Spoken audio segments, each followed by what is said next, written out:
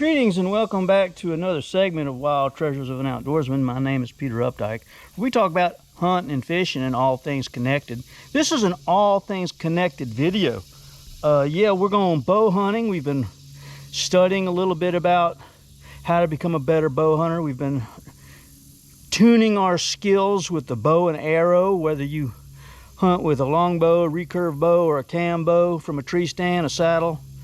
Whatever your preferred spot and stalk, whatever your preferred process might be, you should practice with practical application. So with that practical application said and exercised, I purchased this 3D target, and it's got some issues. And no doubt if you bought the same target as I did, maybe you'd have those same issues. So I corrected them, and I'm much happier with the way things are now, because what I do is I get up in my tree stand, right, and I take 3 or 4 arrows up there and I set out my 3D target in different locations in my yard.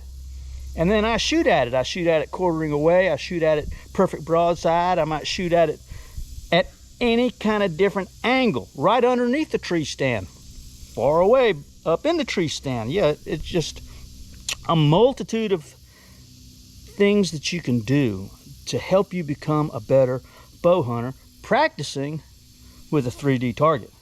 But again, I told you I had some issues with it. Every time I want to move the target, it became this big issue. It wanted to fall apart. The legs wanted to come off. You got to put them back on. You got to take these little metal things and drive them down in the ground. You got to put one here, and they better be perfect, because the thing ain't going to sit down on it. You put them down too far, the thing's standing up. You put them too shallow, it falls over. There's always some kind of a problem, and this is not going to stand. I can't do this. I want to be able to get down from my tree stand, pick up the target, move it 10 yards, turn it, put it down, pick it up, move it, turn it 3, 4, 5, 10 times if I want to, without all of the issues with a hammer and all of this kind of thing. Yeah, that's not going to fly. So here's what I did, and you can do it too. First thing I did to the target was I took some Gorilla Glue and I glued the living mess out of the legs onto the target, and I let it dry. I took a whole tube and just put it on there so they would not come off. Don't want the legs coming off the 3D target. So far I haven't done the head. I'm going to do the head. I ran out of glue because I put them all on the legs and the antlers. I want them all glued. I want it all together. And then I did something that worked on the last 3D target, and I did it to this one. I'm going to show it to you right now. Let me pick up the target and show you. It will work better that way. Now, you can do this, and I'm happy to help you if you live around here. Bring it to the welding shop.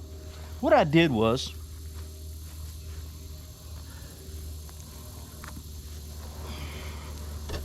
I took 3/8 round rod, and I put a sharp point on the end of it, and I had to drill a different hole in the hoof. These legs are hollow, but they're hard plastic, right? And I took and drilled a hole in the hoof, and then I took a 3/8 round rod and I cut it about 36 inches long.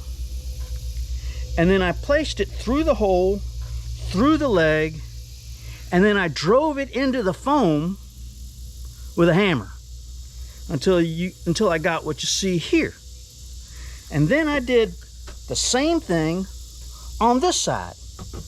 And I drilled the hole and then drove the 3/8 round rod again through and into the leg. Now this doesn't go into the foam, but it goes far enough into the hard plastic here where it's secure.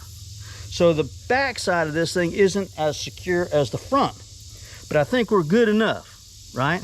And then I took a measurement and I drilled a hole on each end of this flat bar, and then slid the flat bar over the round rod, and then I welded it in place on both ends. As a result, I can pick this thing up easily. Like I said, the head still comes off. I can pick this thing up easily stick it in the ground, step on it, and there you have it. Put the head back on. I'm gonna get some more glue. I'm gonna glue these antlers in place. And there you have it.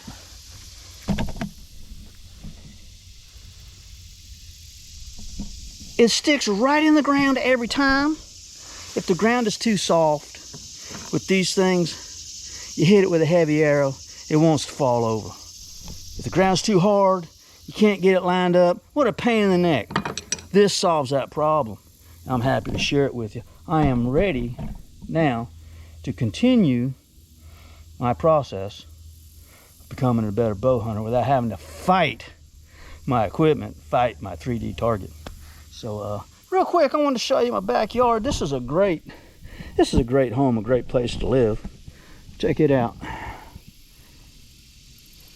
I've got my tree stand over here. And I just go up there and shoot at the target over there, and I can move it anywhere.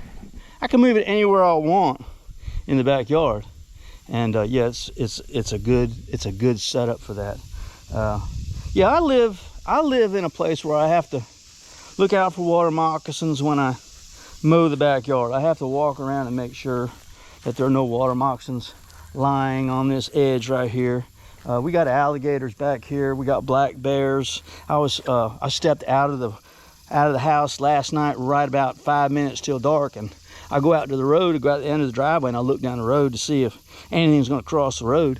I'm always looking for them black bears. And I stood there for, I don't know, 30 seconds, didn't see nothing. I was about to turn around and go back, and I looked to the left, and there was a black bear standing there looking at me, and it walked straight across and into the lot next to mine and down into the swamp. I suppose this swamp is like 1,500 acres or something. It loops all the way around and goes to the lake, and it's just a great place to live. I really enjoy being here. I enjoy having this, and yeah, it's a great blessing. It's a beautiful Sunday morning, and I'm enjoying being outside. If you get yourself a 3D target and you have issues with it like I did, yeah, take it to the welding shop. You can bring it to my welding shop if you want to. I got Updike Welding on there somewhere. I got Updike Welding in Leesburg, Florida. I'll fix you up. And hopefully your 3D target will last a lot longer than just a couple of seasons. It'll last you a long time. Last one I had lasted a really long time, and I did this same thing. I took the round rods, put them through the legs.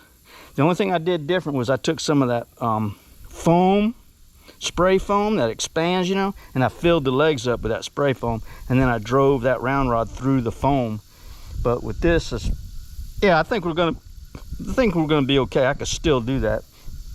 You'd have to drill a hole in the back of the leg and stick that nozzle through it, and then and you could fill that leg up with foam.